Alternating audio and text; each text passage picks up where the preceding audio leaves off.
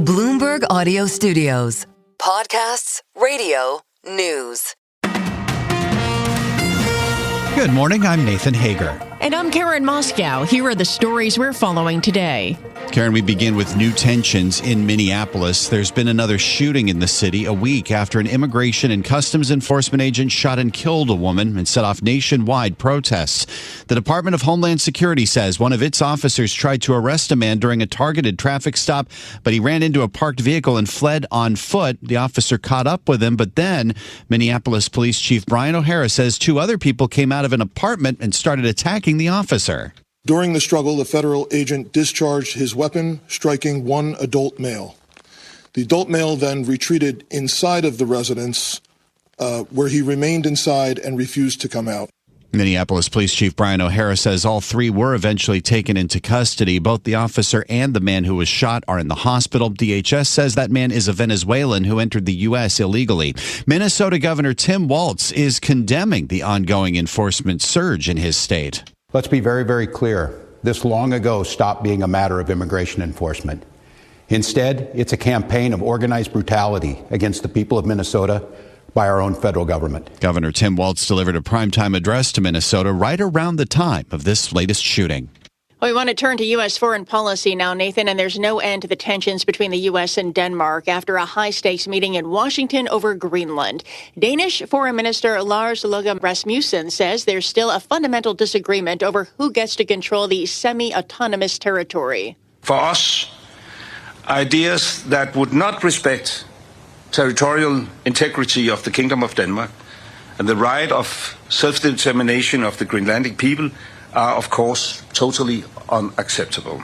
Still, Danish Foreign Minister Lars Løkke Rasmussen says he's agreed to set up a working group after meeting with Secretary of State Marco Rubio and Vice President J.D. Vance. Denmark has also announced plans to beef up its military presence in the Arctic. Sweden, Norway, and the U.K. are also sending troops to Greenland, and Germany says it'll send more than a dozen personnel to the island to explore their own military contribution. Turning to the war in Ukraine now, Karen, President Trump faults Ukraine's leader, Volodymyr Zelensky, as the main obstacle to an agreement to end the war that Russia launched against his country. In an interview with Reuters, the president described Russian President Vladimir Putin as ready to make a deal. When pressed on what was impeding an agreement, the president replied, Zelensky. Well, let's get to the latest developments in Iran, Nathan. President Trump is indicating he might hold off on attacking the country. The president says he has been reassured the government in Tehran would stop killing people involved in protests. We get more from Bloomberg Middle East correspondent Jumana Bersetchi. We don't exactly know who he's spoken to, who's given him those reassurances. And again, as we've been reporting, it's very difficult and challenging to get live information from the ground in Iran because of the communications blackout. But human rights agencies estimate that the death toll continues to climb, and we're sitting closer to something like 3,000 people. And Bloomberg Middle East correspondent Jumana Bersetchi there. We are seeing an impact on the oil market. Right now, crude is falling. NYMEX crude oil and Brent both down more than 4%, with NYMEX crude at $59.28 a barrel. Karen, there are new developments this morning in the Justice Department probe into the Federal Reserve. Bloomberg's John Tucker has been following that and joins us now with the latest. John, good morning. And good morning, Nate. President Trump now insists he does not plan to fire Federal Reserve Chair Jerome Powell. In an interview with Reuters, Trump said, quote, "I don't have any plan to do that." Still, the president said he had not arrived at a conclusion about whether his Justice Department probe of the Fed would give him grounds to oust the Fed chair, saying it's too early to say. Well, the pushback over the probe has been fierce. Republican Senator Tom Tillis sat down with Bloomberg Balance of Power, repeating his concern that DOJ's criminal probe threatens Fed independence. It's remarkable to me that someone in the DOJ would move without the president's knowledge, but apparently they did. But look, if suddenly the threat of a lawsuit can take a chair out of play, how can anybody think that that's anything more than a de facto ending the independence of the Fed? And we all know what that does to markets worldwide. Well, Tillis has said he would block Fed nominations until the investigation is resolved. In response to Republican lawmakers like Tillis, who are criticizing the Fed investigation, President Trump responded, "I don't care," and, quote, "they should be loyal." In New York, I'm John Tucker, Bloomberg Radio. All right, John, thank you. Let's turn to the markets now, where the S&P 500 saw its first back-to-back losses in 2026. The Nasdaq dropping 1%. It was its worst decline in a month amid a slide in all Magnificent Seven stocks. New Edge Wealth Chief Investment Officer Cameron Dawson sees more volatility ahead. Noting that we are in the fourth year of a bull market, and that's where you get a 50-50 chance as to whether or not it extends into a fourth year. And also note that this fourth year is coinciding with a midterm election year, which also tends to have both a higher volatility and lower returns than the other years during the election cycle. So fourth year bull market, midterm election year, that would suggest expect more volatility and lower returns. Despite the increased volatility, New Edge Wealth's Cameron Dawson expects stocks to end the year higher. Well, tech stocks leading the gains this morning, Karen, following news from Taiwan's semiconductor manufacturing. TSMC gave a stronger than anticipated outlook for 2026, signaling its confidence in the longevity of the global artificial intelligence boom. And shares in key supplier ASML Holdings soared to a record in Europe this morning, sending its market value above $500 billion. And NVIDIA shares this morning are up 1.5%. Crew of 4 astronauts has landed back on Earth. Splashdown of Crew 11. After 167 days in space, Dragon and NASA astronauts Zena Cardman and Mike Fink, Kimya Yui of JAXA, and Roscosmos cosmonaut Oleg Platonov are back on Earth. Now, those astronauts undocked from the International Space Station aboard a SpaceX Dragon capsule. This morning, they splashed down off the coast of California, cutting their trip early by about a month because of a medical issue on board. NASA is not disclosing the name of the astronaut or the nature of the medical issue due to privacy concerns. The agency is working to accelerate the arrival of the next crew, which could be as early as the middle of next month. Time now for a look at some of the other stories making news in New York and around the world. And for that, we're joined by Bloomberg's Michael Barr. Michael, good morning. Thank you very much, Karen. Vice President J.D. Vance cast the tie-breaking vote in the Senate on the Venezuela War Powers Resolution. A group of senators voted with all Senate Democrats on the resolution, which would have blocked the use of U.S. armed forces within or against Venezuela unless authorized by Congress. Vance's vote means the resolution dies. On this vote, the yeas are 50, the nays are 50, the Senate being equally divided. The Vice President votes affirmative, and the point of order is sustained. 2 Republican senators who previously supported the measure ended up voting against it, Senators Josh Hawley and Todd Young. Senate Minority Leader Chuck Schumer argues that this leaves the door open for President Trump to start another forever war. Make no mistake about it. This vote makes things more dangerous, not less. It emboldens Donald Trump to push further down this reckless path. The vote followed fiery phone calls from President Trump to pressure GOP defectors who last week voted to advance the resolution.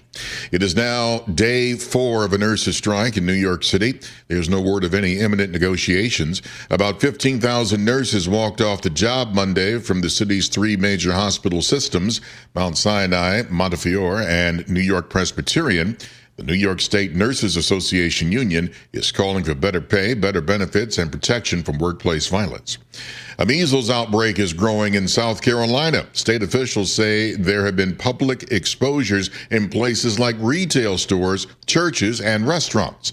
Department of Public Health State Epidemiologist Dr. Linda Bell. We're also seeing ongoing transmission in households where, entire households of people who are unvaccinated are being infected. Dr. Bell says so far 434 cases have been reported in the South Carolina outbreak, with over 200 reported in just 1 week. Global news 24 hours a day and whenever you want it with Bloomberg News Now. I'm Michael Barr, and this is Bloomberg, Karen.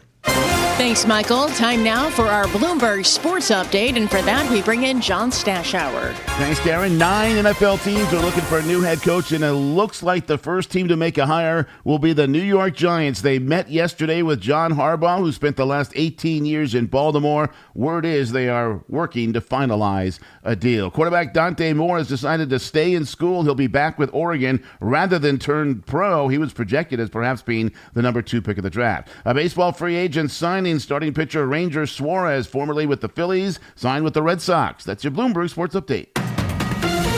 Stay with us. More from Bloomberg Daybreak coming up after this. coast to coast on Bloomberg Radio, nationwide on Sirius XM, and around the world on Bloomberg.com and the Bloomberg Business app. This is Bloomberg Daybreak. Good morning. I'm Nathan Hager. The Trump administration does not appear to be backing off its demands to take over Greenland after a high-stakes meeting in Washington with the Vice President and Secretary of State. Danish Foreign Minister Lars Løkke Rasmussen says a fundamental disagreement remains. Greenland, for the time being and for foreseeable future, will remain within the kingdom of Denmark. That was the Danish foreign minister after the meeting with J.D. Vance and Marco Rubio. And joining us from Brussels this morning is Bloomberg Chief Europe correspondent Oliver Crook. Ollie, we saw images of the Danish and Greenlandic foreign ministers coming out of that meeting doing fist bumps. But now it appears the meeting did not go so well. So where do things stand now? Good morning. Yeah, there was a lot of videos of them. We saw a few videos of them chain smoking, sort of going in and out of the meetings, and maybe highlighting some of the stress that they've been under in the last couple of days in those meetings with J.D. Vance and Marco Rubio. Listen, I think the headline is what we heard there. It's the fundamental disagreement still remains. This is what we heard from the Danish foreign minister. He said that effectively nothing has been resolved at this point, that the discussions were frank and constructive, which obviously is just diplomatic speak for potentially not a whole lot getting done. Again, the sort of starting position for the Danes, for Greenland, is basically not any material change to the status quo legally. They say that the framework that exists currently governing the relationship between the United States and Greenland under this treaty from 1951, which is, again, gives very expansive powers to the United States in the way that it can sort of behave and deploy its troops and military operations within Greenland. They say that that is adequate to sort of secure the territory from any sort of potential hostile activity from the Chinese, from the Russians, which is what we've been hearing from Donald Trump. They're trying to de-escalate the situation. They said that they're now going to start this working group. And I thought it was interesting that the Danish foreign minister said that the working group would be there to explore if they can find a common way forward, because that is certainly not assured. And in the meantime, we have European nations beginning to send forces to the Arctic, including Greenland, led by Germany. I mean, that alone is significant. It is significant. I think right now it's much more of a symbolic gesture than anything sort of material from the military heft front. It's a lot of exploratory missions. So we have the Germans leading it. It was 13 soldiers that arrived today, I should say. Yesterday, Sweden sent a few officers, the UK, Norway. We also have the French. They're opening a consulate actually in Greenland starting in February. They say that is going to be a diplomatic and political message, a signal that they would like to send. But we should say, this is all about trying to explore different frameworks that the Europeans could potentially construct in order to assuage some of the fears of the President of the United States. But it's also, when you have more and more international forces on this territory, again, we don't really believe that the United States is going to launch a military campaign, but potentially that gets more difficult when you have representation from a number of different NATO allies. So maybe not a military deterrent, but potentially a diplomatic deterrent. Just 30 seconds left, Oliver. What is the European sense about the status of NATO, the strength of NATO right now? I think they're very concerned by what they've seen, particularly in the last couple of weeks. I mean, we just had the ambassador from Belgium, or to Belgium from the United States, on our air this morning. I was speaking to him, and so was our colleague Stephen Carroll here in Brussels, and basically talking about what is the nature of American friendship to the European Union at this stage. And that is a question he's getting from a lot of different sort of diplomats. He was there to basically reassure that this is a United States that stands firmly behind NATO, that Donald Trump is a big fan of NATO, and that he believes in it as a strong alliance. It is the most important alliance that the United States has. But frankly speaking, the way that the president has been speaking on some of the rhetoric, he used some of the same exact language about going the easy way and the hard way on Greenland as with Venezuela. That does not reassure European allies at all. This is Bloomberg Daybreak, your morning podcast on the stories making news from Wall Street to Washington and beyond. Look for us on your podcast feed by 6 a.m. Eastern each morning on Apple, Spotify, or anywhere else you listen. You can also listen live each morning starting at 5 a.m. Wall Street time on Bloomberg 1130 in New York, Bloomberg 99.1 in Washington, Bloomberg 92.9 in Boston, and nationwide on Sirius XM Channel 121. Plus, listen coast to coast on the Bloomberg Business app, now with Apple CarPlay and Android Auto interfaces. And don't forget to subscribe to Bloomberg News Now. It's the latest news whenever you want it, in 5 minutes or less. Search Bloomberg News Now on your favorite podcast platform to stay informed all day long. I'm Karen Moscow. And I'm Nathan Hager. Join us again tomorrow morning for all the news you need to start your day right here on Bloomberg Daybreak.